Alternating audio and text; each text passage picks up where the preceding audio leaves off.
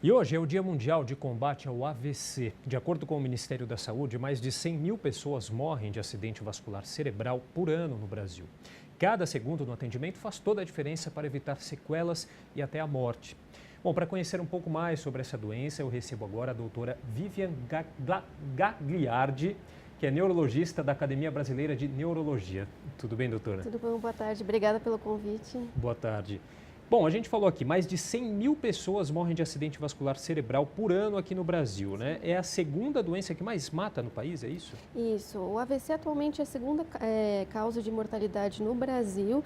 Isso se dá principalmente por alguns fatores. Então, a gente sabe que a maior parte dos pacientes que têm um AVC, eles não procuram atendimento nas fases iniciais, então nas primeiras horas do AVC, que são as horas onde a gente consegue fazer um atendimento específico para isso, diminuir a gravidade do AVC, e aí por isso acaba aumentando a gravidade. Além disso, o próprio AVC, então o paciente que teve um AVC e tem uma sequela, ficou acamado, enfim, tem uma dificuldade de mobilidade, ele tem um risco aumentado de desenvolver pneumonia, trombose, que também são outros quadros que podem levar à mortalidade do quadro que ele sofreu.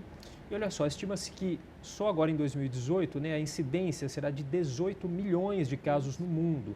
E em 2030 serão 23 milhões, né? Cerca de 50% dos sobreviventes ficam com sequelas graves, né, doutora? Sim. Que tipo de sequela que o AVC ele pode deixar o paciente com diversos tipos de sequelas diferentes, né? Então, o paciente pode ficar com uma sequela de uma fraqueza motora, que geralmente é uma fraqueza só de um lado do corpo. O paciente pode ter uma dificuldade de fala, e dificuldade de fala a gente compreende tanto a dificuldade de articulação das palavras, como também uma dificuldade de compreensão, uma dificuldade de expressão do que ele quer falar, tá bom? O paciente também pode ficar com uma dificuldade de coordenação, então ele pode ter uma dificuldade para andar não só por fraqueza, mas por incoordenação motora também. Então são vários quadros diferentes, a dependendo da região onde esse AVC afetou o paciente. Agora, como a gente falou aqui na abertura também, a rapidez no atendimento é fundamental aí para evitar, né, maiores problemas. Mas é possível reconhecer alguém que está tendo um AVC ou esse atendimento tem que ser rápido ali, mas após, né, o AVC acontecer, tem sintomas? Quais são os sintomas? Sim. O que a gente recomenda sempre, então, você tem um familiar ou alguma pessoa que você acredita que esteja sofrendo um AVC. Tem algumas dicas que a gente pode orientar para que você tente reconhecer se pode ser um AVC ou não. Então, primeiro pedir para a pessoa sorrir. Se a pessoa, ao sorrir, tem um desvio de rima, então a face fica um pouco desviada, diferente do que costuma ser o habitual, pode ser um indício de AVC. Você pode pedir para o paciente levantar os braços. Então, se quando ele levanta o braço tem uma tendência à queda, não consegue manter aquela força de um lado do corpo, também pode ser um indício de AVC. Pede para a pessoa contar alguma coisa, falar algo, cantar uma música também. Se a pessoa tem uma dificuldade para articular ou às vezes não consegue falar, também pode ser um indício de um AVC. O ideal é que sempre na suspeita de um AVC, você não precisa saber identificar exatamente, mas na suspeita seja procurado um atendimento de emergência o quanto antes, tá? Porque as primeiras horas são fundamentais para que a gente consiga estabelecer um tratamento adequado. Agora, dá para prevenir o AVC? Assim, tem fatores de risco? Sim, isso é fundamental. O AVC é uma doença altamente prevenível, porque a gente sabe que são aqueles fatores de risco vasculares que a gente fala tanto, que são os fatores de risco que são ligados ao AVC. Então, cuidar da pressão arterial é fundamental, evitar diabetes ou tratar diabetes caso apresente, tratar o colesterol, tentar seguir uma dieta mais saudável, regulada, sem alimentos gordurosos também. Fazer atividade física é fundamental, a gente sabe que pelo menos 30 minutos de atividade física leve a moderada, até 5 vezes por semana, diminui muito o risco de você ter doenças cardiovasculares. Suspender o tabagismo, então não fumar e não beber.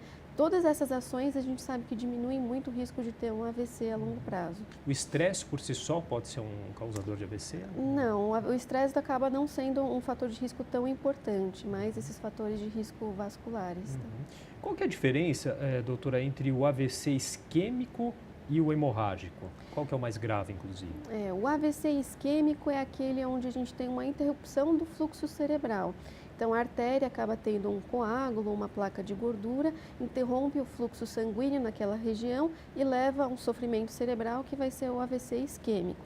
O AVC hemorrágico, ao contrário, em vez de ser uma interrupção sanguínea por um coágulo ou uma placa de gordura, na verdade você tem um extravasamento de sangue. Então você tem uma ruptura da artéria e aquilo leva a um sangramento intracraniano. O AVC hemorrágico, em geral, ele tem uma taxa de mortalidade maior do que o do AVC isquêmico, então um pouco mais grave. Tá certo. Bom, a gente vai fazer um rápido intervalo, mas a doutora Vivian continua com a gente no próximo bloco. Estamos de volta com o Jornal da Câmara e eu continuo conversando com a neurologista, a doutora Vivian Gagliardi, sobre acidente vascular cerebral. Doutora, como que é feito o diagnóstico do AVC? O diagnóstico, a princípio, o paciente precisa passar por uma avaliação médica e depois ele é feito um exame de imagem. Geralmente a gente faz uma tomografia até para identificar se é um AVC isquêmico ou hemorrágico, porque eles têm tratamentos bem diferentes. E quais são? Como que é o tratamento?